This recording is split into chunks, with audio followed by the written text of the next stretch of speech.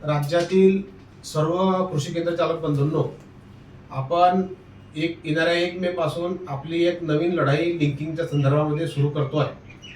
आज आम्ही पुन्हा इथे आपल्या राज्याचे सन्माननीय कृषी आयुक्त, सन्माननीय कृषी संचालक यांची भेट घेऊन आपल्या राज्यातील सर्व तालुकाध्यक्ष, जिल्हाध्यक्ष यांच्या मार्फत त्या जिल्ह्यातून त्या तालुक्यामधून आपल्या राज्यामध्ये मागच्या 4-5 वर्षापासून जी खत कंपन्यांकडून अवाजवी लिंकिंग सुरू आहे, त्या लिंकिंगच्या संदर्भामध्ये आपण जी मागणी केली आहे की आपण सर्वजण खत खरेदीच बंद करा कंपन्यांकडून। जोपर्यंत या बाबतीमध्ये कंपन्या काही ठोस निर्णय घेत नाही तोपर्यंत आपण राज्यामधील कोणत्याच कृषी केंद्र चालकाने खत कंपन्यांकडून खत खरेदी करायचं नाही आहे।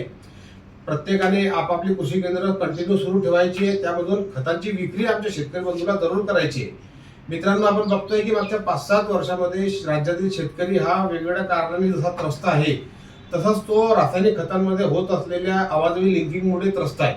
अशा परिस्थितीमध्ये मापदा संघटना, कृषी केंद्र चालक बंधू सर्व आपण केंद्र सरकारकडे, राज्य सरकारकडे वारंवार पाठपुरावा करतोय, परंतु त्यामध्ये अपेक्षित असं यश आपल्याला अजूनही आलेलं नाही आहे। त्यामुळे ज्या पद्धतीने मागच्या काळामध्ये आपण अन्यायकारक कायद्यांच्या विरोधामध्ये एक मोठा लढा उभारला, त्यामध्ये आपण जो संघर्ष केला त्याच्यामुळे आपल्याला त्यामध्ये निश्चितच यश आलं आणि ते जे कठोर किंवा चुकीच्या पद्धतीचे कायदे कृषी केंद्र चालकांवरती लागणार होते ते थांबले।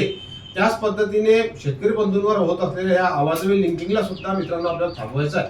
त्यासाठी आपण जोपर्यंत या संदर्भात कंपन्या निर्णय घेत नाही तोपर्यंत आपण 1 मे पासून सर्व रासायनिक खतांची खरेदी ही बंद करायची, अशी मी आपल्याला या व्हिडिओद्वारे आवाहन करतो, विनंती करतो। नमस्कार। आपल्याला माहितच आहे मापदाची जी लढाई सुरू आहे त्या लढाईमध्ये माननीय विनोदराव पाटील व आमची पूर्ण पदाधिकारी, आमचे जिल्हाध्यक्ष, तालुकाध्यक्ष सर्व लोकांचे पत्र आम्हाला प्राप्त झालेले आहे। आता आम्ही माननीय डायरेक्टर साहेबांना लेटर देणार आहे। तर आपल्याला खरेदी बंद म्हणजे काय? आपल्याला खरेदी बंद करायचं आहे। खरेदी बंद म्हणजे आपल्याला आता फर्टिलायझर कंपनीपासून खरेदी करायची नाही। जे लिंकिंगमध्ये जे रॅक येणार आहेत ते रॅक आपल्याला गोडाऊनमध्ये उतरून घ्यायची नाही। ट्रान्सपोर्टहून कोणत्या कंपनीचे ट्रक आले ते आपल्याला उतरून घ्यायचे नाही। कोणीही समजा दुकानामधून तुम्हाला खत दिलेलं आहे त्याला उतरायला काही प्रॉब्लेम नाही, पहिली गोष्ट। दुसरं, लिंकिंगमध्ये कोणताच आपल्याला फर्टिलायझर घ्यायचं नाही आजपासून, आतापासून काही राहू द्या, लिंकिंगचं घ्यायचं नाही। काही प्रश्न आले, गव्हर्नमेंट आहे, गव्हर्नमेंट बघल शेतकरीला कसं माल पोचवायचं, पहिली गोष्ट। दुसरं, आमचे लोक, आमचे म्हणजे मापदा परिवार व आमचे जिल्ह्याचे काही मुख्य लोक जे फर्टिलायझर बिझनेस करतात त्याला माझी नम्र विनंती आहे की मापदा परिवाराला या निर्णयाला सपोर्ट करा। की हे सपोर्ट नाही केलं तर खालचे दुकानदार, आमचा विषय नाही, आपल्याला सोडणार नाही। आपण लिंकिंग करत असाल तर आपल्याला त्यांची जी नाराजगी आहे ती आपल्यावर बिलकुल बरसणार 100%। क्योंकि एक एक दुकानदारचं खालचं त्यांचे जे म्हणणं आहे ते ऐकूनच इतके मोठे आपण निर्णय घेत आहे। तर आपल्या सर्व लोकांना विनंती की आपण त्या जे होलसेलर आहे ते होलसेलरनं आपल्याला मटेरियल देऊ नये, आपण त्याच्या जाऊन लिंकिंगमध्ये मटेरियल देऊ नये। तरी ते लिंकिंग करत असेल तर त्याच्यावर 100% तिथला जिल्हा अध्यक्ष कारवाई करणार आणि ते कारवाई नाही केली तर आपण त्या जिल्हाध्यक्षला आपण स्वतः म्हणणार की त्याच्या जिल्हाध्यक्षला की हे दुकानदार इतकं सगळं झाल्यानंतर अगर ऐकत नसेल तर त्याच्यावर कारवाई करण्याची गरज राहणार आहे 100%।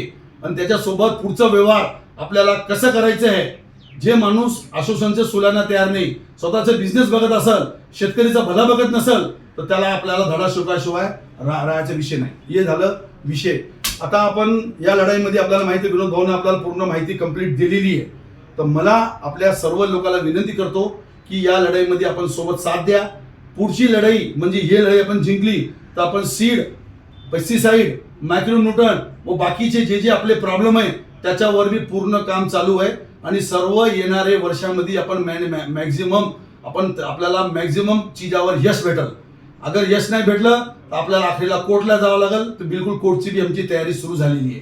म्हणजे जिथं आपण आपलं काम खराब करू नका, आपण क्वालिटी विका, चांगलं बियाणे, फर्टिलायझर, मायक्रोन्यूट्रन विका, आपल्यावर कोणी बोट लावल असं काम करू नका। माननीय मुख्यमंत्री, माननीय कृषी मंत्री आणि पूर्ण ॲग्रिकल्चर डिपार्टमेंट फार सुंदर काम करत आहे।